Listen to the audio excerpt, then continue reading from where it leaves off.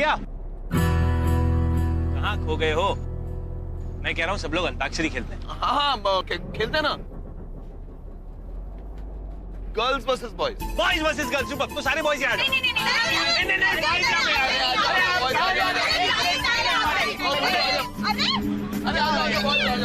हटो।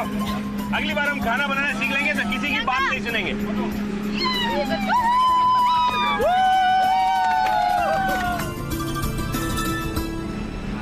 बैठो बैठो बैठो बैठो वीर भाई। हाँ, तो इस बार अंताक्षरी को थोड़ा डिफरेंट करते हैं। अब हम लोग एक दूसरे को सिचुएशंस देते हैं और उस हिसाब से गाना गाएंगे। ठीक है? ठीक है, तो पहली सिचुएशन हम देते हैं। हाँ, तुम दो। पहली नजर का प्यार।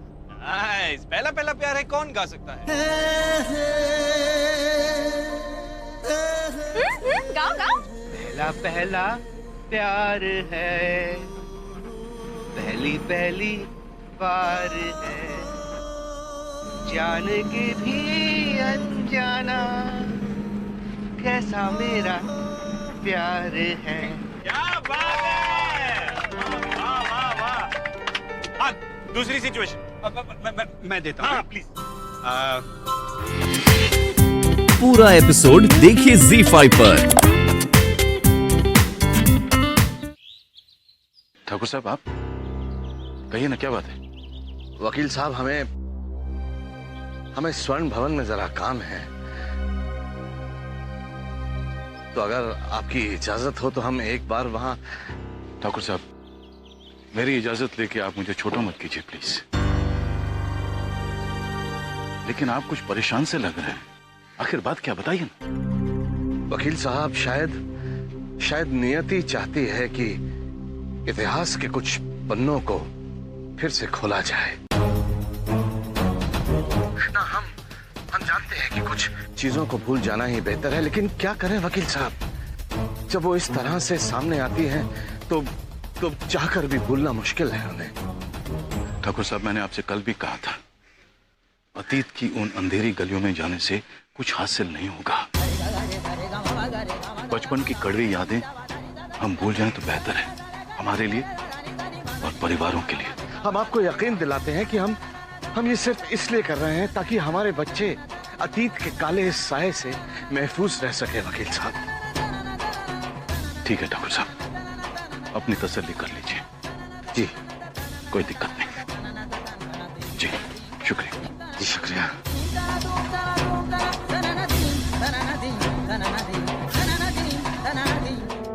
भगवान न करे हमारे बच्चों के साथ कुछ अनर्थ हो गया, तब भी तो हम अपने आप को कभी माफ नहीं कर पाएंगे। बच्चों की भलाई के लिए हमें ये करना ही होगा। बच्चों की भलाई की अतीत के पन्नों को फिर से खोलना जरूरी है। ठाकुर साहब ऐसा क्यों कह रहे थे? आखिर अतीत का ऐसा कौन सा राज पता लगाने गए हैं वो स्वर्ण भवन में, जिसका हमारे बच्चों के भविष्य से संबंध है। भगवान, मेरे बच्चों की रक्षा करना।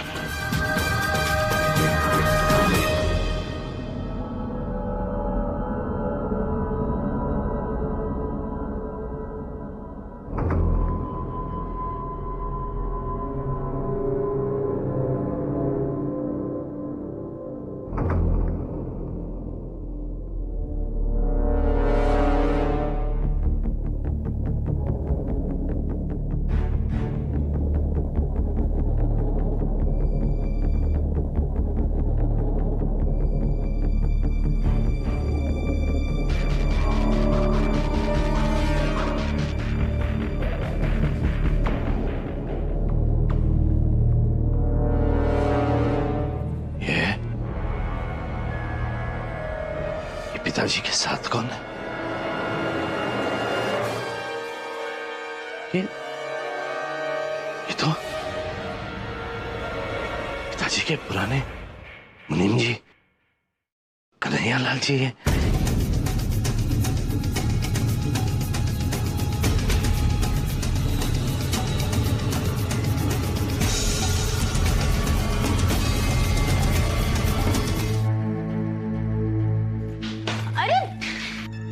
संभल के। क्या करें आप? यहाँ कोई नहीं है, आप घूंघट हटा सकती हैं।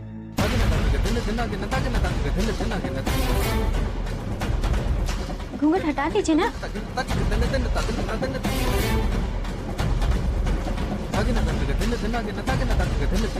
अरे डर क्यों रही हैं? यहाँ सिर्फ हम ही हैं, कोई नहीं दिखेगा आपको। हटा दीजिए घूंघट। अरे सब ऐसे ही गिरता रहेगा अगर आप घूंघट नहीं हटाएंगी तो। उठा दीजिए।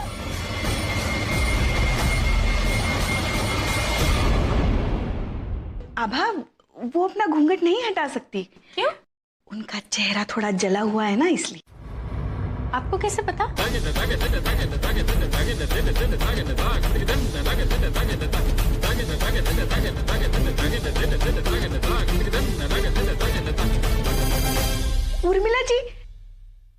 उर्मिला जी ने बताया ना मुझे कि चेहरा थोड़ा।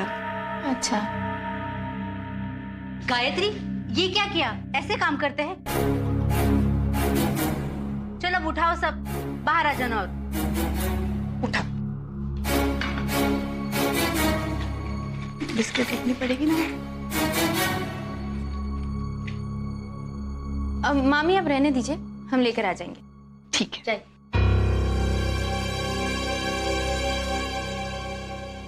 बहुत भूख लगी है आबा, क्या बना है? मूंग की दाल का हलवा। मूंग की दाल का हलवा? नहीं नहीं नहीं, ये आपके लिए नहीं है। पर मुझे बहुत पसंद है। ये सिर्फ हमारे करण के लिए। पर मुझे भूख लगी और आपकी फरमाइश पूरी करने वाली आ गई है। अब आपको जो चाहिए उसी से कहिए। पर भूख तो अभी लगी है। और अरे पर तुम्हें पता है मुझे भी पसंद है, दो ना थोड़ा सा। सोचिएगा भी मत इस पे हाथ साफ करने का। जरा चख के बताइए कैसा है। सुपर। भूख लगी है करण मुझे। आपको नहीं मिलेगा। और आपकी फरमाइश पूरी करने के लिए प्रियंका जी आ गई है ना? करेक्ट। अब जो भी चाहिए उन्हीं से मांगे। पर भूख तो अभी आ गई। प्रियंका भाभी आ गई। प्रियंका भाभी, आपके उनकी फरमाइश है कि वो आपके हाथ का मूंग की दाल का हलवा खाना चाहते हैं। लेकिन हमें तो मूंग की दाल का हलवा बनाना नहीं आता। ये तो बहुत बड़ी प्रॉब्लम है। कोई बात नहीं, मैं हूं ना, मैं आपको सिखा दूंगा। हम साथ में बनाएंगे हलवा। अच्छी बात है। इतने सालों में हमारी तो कभी आपने मदद नहीं की। आभा, तुम्हें तो सब कुछ आता था ना। और आप यही चाहोगे ना कि इन्हें कुछ ना आए, ताकि आप रोज इनका हाथ बटा सको। भाई मैंने तो सुना था कि आदमी के दिल का रास्ता उसके पेट से होके गुजरता है, लेकिन यहाँ तो कुछ उल्टा ही हो रहा है।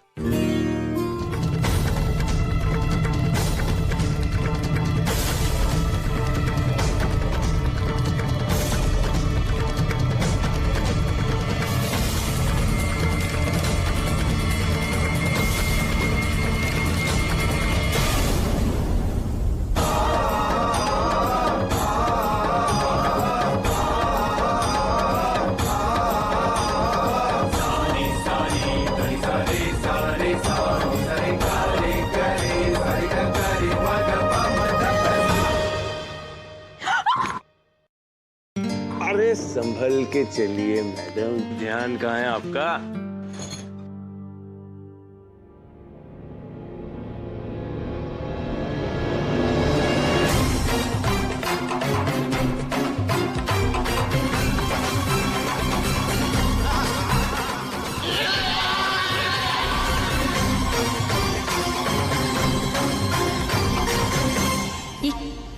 ये क्या था? कहीं पिताजी कोई मुसीबत में तो नहीं?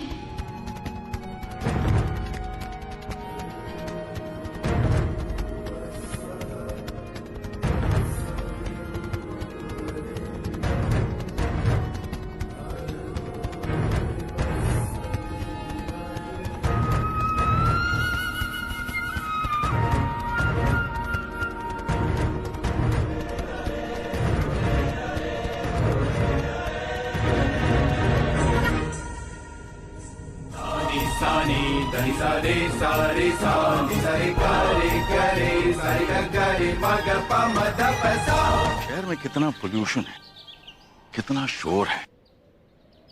ऐसे में फार्म हाउस आके कितना सुकून मिलता है, नहीं? हमारे पिताजी हमें बचपन में गांव लेके आया करते थे छुट्टियों में। वहां एक बहुत बड़ा बगीचा था, वहां हम अमरूद और बेर चुराया करते थे। सच में चुराए हुए अमरूद और बेर में मिठास कुछ ज्यादा ही होती है, नहीं? पहले की तो बात ही अलग थी। पहले परिवार कितना भी बड़ा क्यों ना हो, एक दूसरे के साथ मिलकर रहते थे, एक दूसरे के लिए समय निकालते थे। बचपन में मेरे पिताजी भी कई कहानियां सुनाया करते थे, खासकर स्वर्ण भवन से जुड़ी हुई। आपका तो बचपन स्वर्ण भवन में ही गुजरा है ना? आपकी तो कई यादें होंगी स्वर्ण भवन से जुड़ी हुई। वर्तमान हमें कुछ ऐसे संकेत दे रहा है वकील साहब, जो हमारा दिल चाहकर भी दरकिनार नहीं कर रहा। हम नहीं चाहते वकील साहब की स्वर्ण भवन का अतीत, उसका सच हमारे बच्चों के वर्तमान पर असर करे। ठाकुर साहब पानी लेंगे? आप यहाँ आए कैसे? आप गिर कैसे गए? देखिए कितनी चोटें लगी हैं आपको। बहुत गहरी चोट लगती है पिताजी। मामूली सी खरोंच है बेटा, 1-2 दिन में ठीक हो जाएगी ना। तू चिंता ना कर। चिंता कैसे ना करें? माँ भी घर पे नहीं है। हम अभी आबा को फोन करके बताते हैं। ना बेटा, आबा को ना पता ना। सब पिकनिक में गए हैं। अब ये खबर सुन के उनकी खुशी में खलल पड़ेगी। तू बस मुझे घर ले चल। लेकिन आप यहाँ क्या करने आए थे?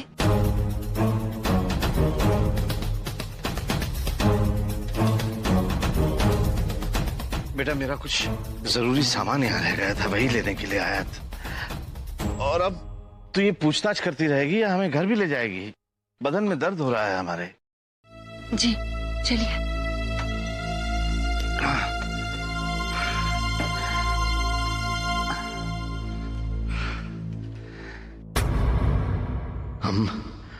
हम फिर आएंगे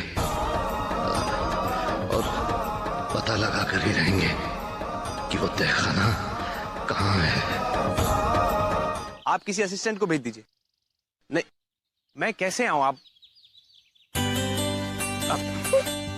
हाँ, मैं करता हूँ फोन रखिए हाँ। ना, इधर भी आप फोन पर हैं। करण, हम कह रहे थे कि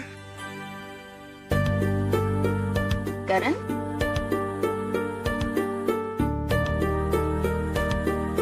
क्या हुआ?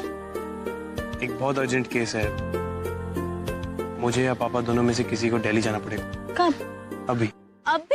मैंने मना करने की कोशिश की, लेकिन मिस्टर मेहता दिल्ली में वेट कर रहे हैं। करण, आई एम सो सॉरी। मुझे पता है, जब से आए मैंने तुम्हारे साथ बिल्कुल टाइम स्पेंड नहीं किया।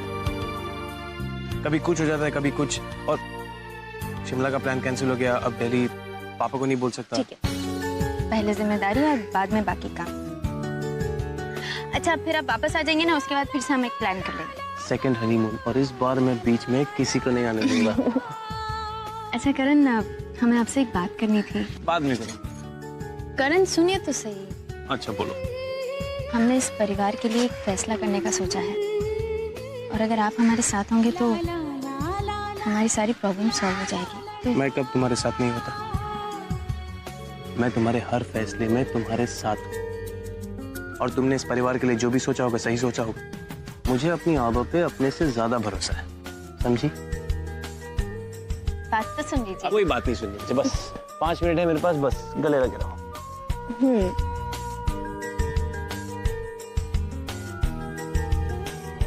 आप जब वापस आएंगे करण, तो बहुत खुश होंगे। हमारा वादा है आपसे, हम अपने परिवार को पूरा करके रहेंगे। चलिए, वरना फ्लाइट मिस हो जाएगी। होने दो। सच्ची? पिताजी, क्या बात है? आप किस बात की चिंता कर रहे हैं?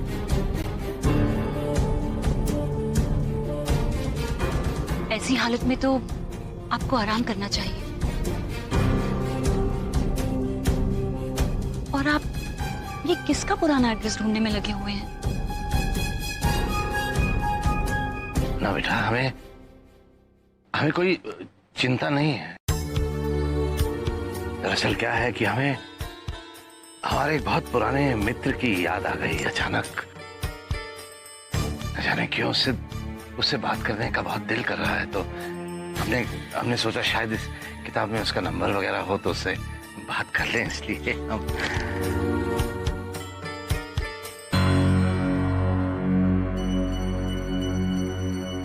एक गर्म चाय मिलेगी? जी, हम अभी लाते हैं।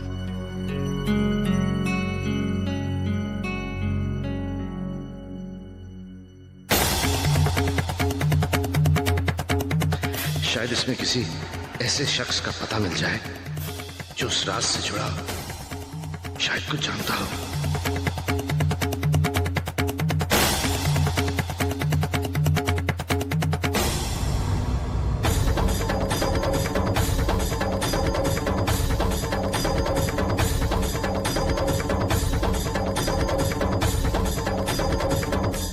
हमें अच्छी तरह याद है कन्हैया लाल जी।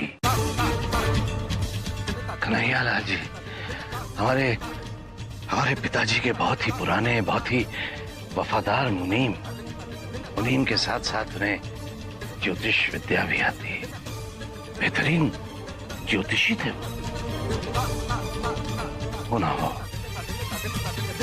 हो हमें हमारे पुरखों से मिलवाने वाली यही एक आखिरी कड़ी है,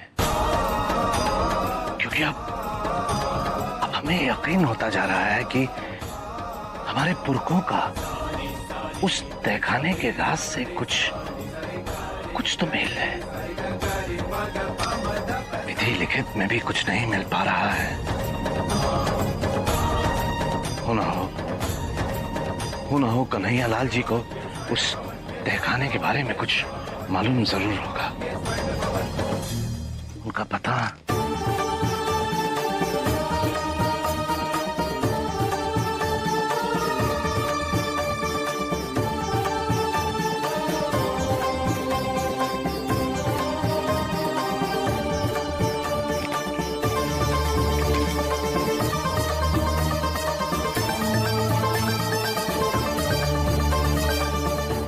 लाल जी पता भी है, नंबर भी है फोन का। हम अभी उन्हें फोन करते हैं। नमस्ते मुनीम जी।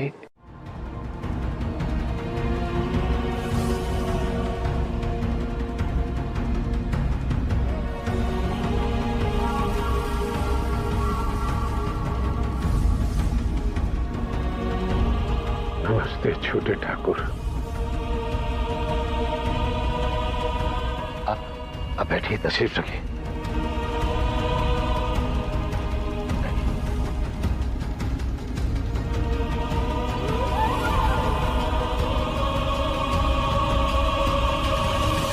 क्या बात है छोटे ठाकुर, आज बरसों बाद आपने हमें याद कर लिया। हम माफी चाहते हैं मुनीम जी कि इस उम्र में हमने आपको ये तकलीफ दी, लेकिन क्या करते हम, बात ही कुछ ऐसी थी कि आपको बुलाना पड़ा।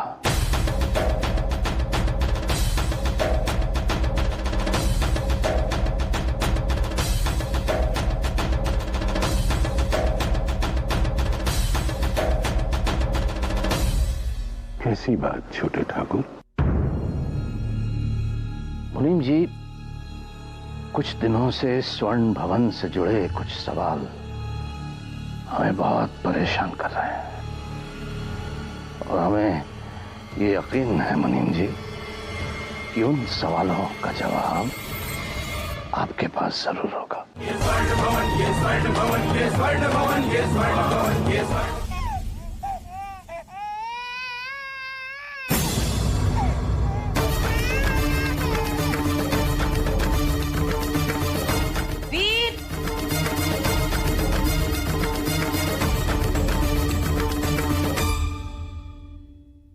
अरे ये वीर विमल किधर चले गए?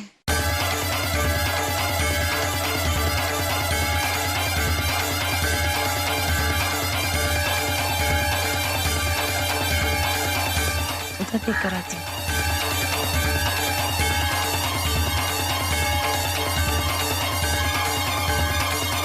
कहाँ चले गए ये लोग?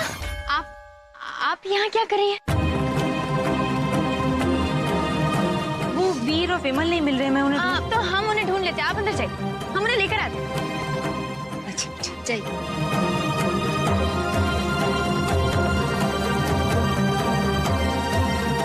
भाभी आप यहाँ क्या कर रही हैं? कोई देख लेता तो? अब मुझे अस्मी से एक बार मिलना है, मैं मिल के आती हूँ।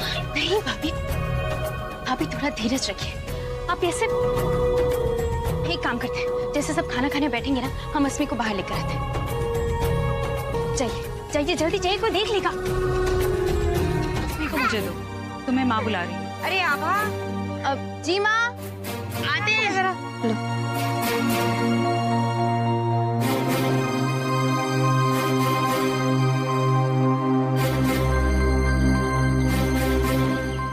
जी माँ। यहाँ बेटा बैठ। तू बता इनमें से कौन सा हार अच्छा है?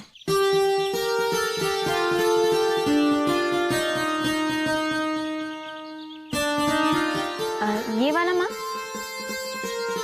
प्रतिभा जी, लगता है आपके घर में आपकी छोटी बहू की बहुत ज्यादा चलती है।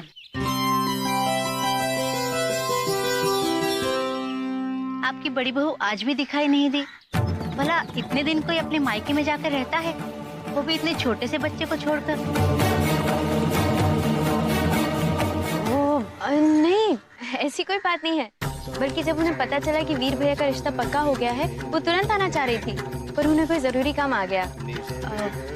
आप चिंता मत कीजिए, वो शादी के पहले आ जाएंगे। अब देखिए ना। वाओ माँ, दिस इज ब्यूटीफुल। आपको पता है माँ, मेरी फ्रेंड ने सेम ऐसा हार रतलाम से बनवाया था।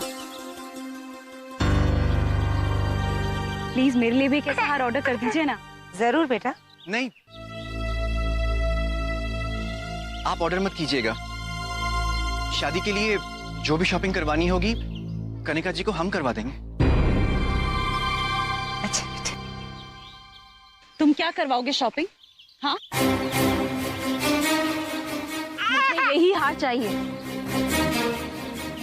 और ये हार दिलवाने की तुम्हारी औकात नहीं है।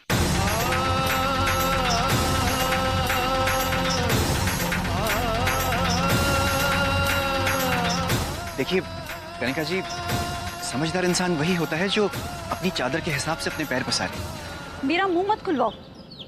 खुद तो कुछ दिलवाने की हैसियत है नहीं, और मेरी माँ मुझे कुछ देना चाहती है, उसके लिए भी मना कर रहे हैं। साहब,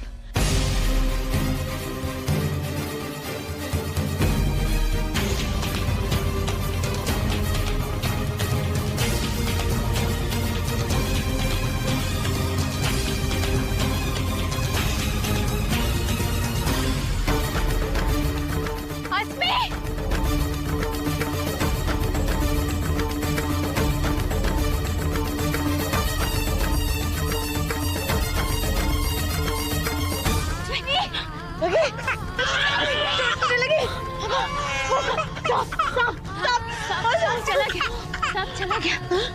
सब ठीक है। अस्मी,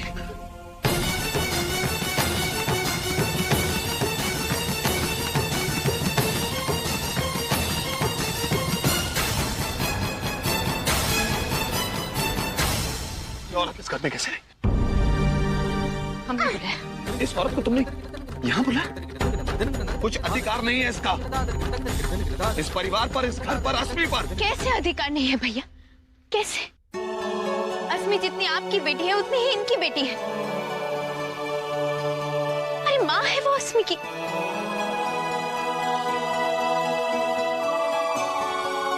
9 महीने कौन सा सींचा है उन्होंने अस्मी को?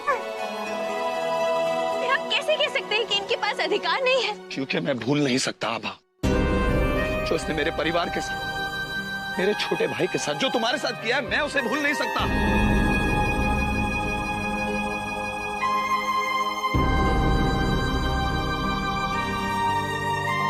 विमल, ये शोर कैसा है?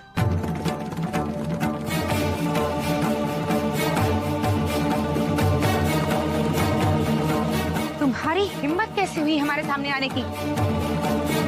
माँ, हमने इन्हें बुलाया। मगर क्यों आभा? माँ, अस्मी के लिए, विमल भैया की जिंदगी, इस परिवार की इज्जत के लिए। नहीं आभा, ये तुम्हारी गलतफहमी। अस्मी, विमल और इस घर को शैली की कोई जरूरत नहीं है।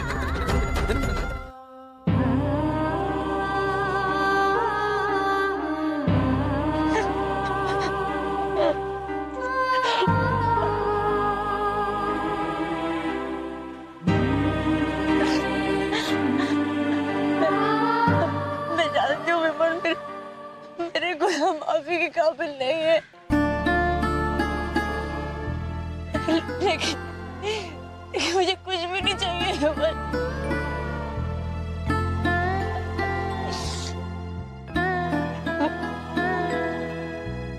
पहले जैसी इज्जत, प्यार इस घर में जगे मुझे कुछ नहीं चाहिए विमल, मुझे कुछ भी नहीं चाहिए। लेकिन मेरी एक विनती है तुमसे, मुझे मेरे बच्चे के पास रहने की इजाजत दे दीजिए, इजाजत दे दीजिए।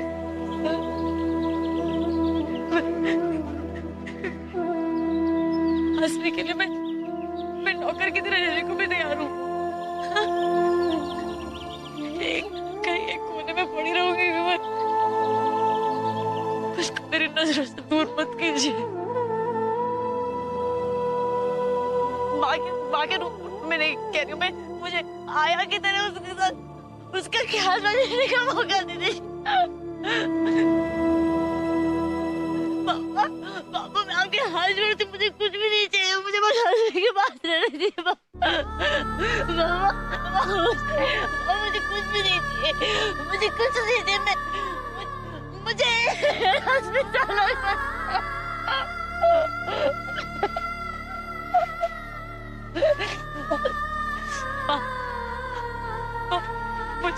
मुझे अस्मी से दूर मत कीजिए।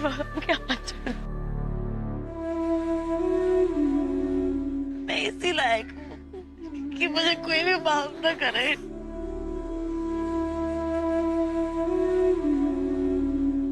मैंने तुमसे तुम्हारा बच्चा छीना,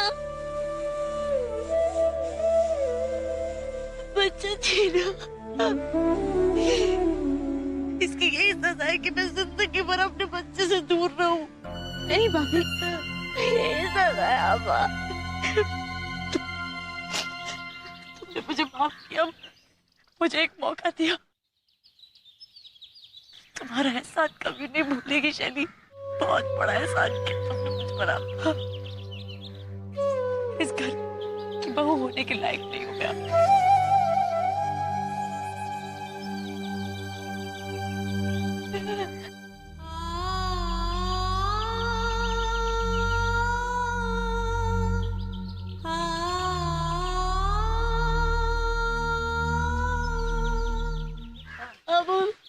अब मुझे माफ कर दे।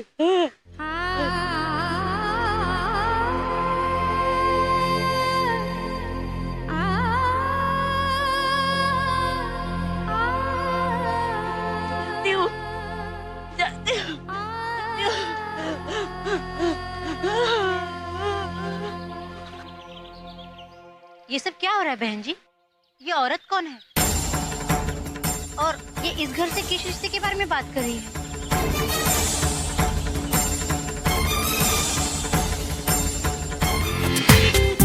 पूरा एपिसोड देखिए ZEE5 पर।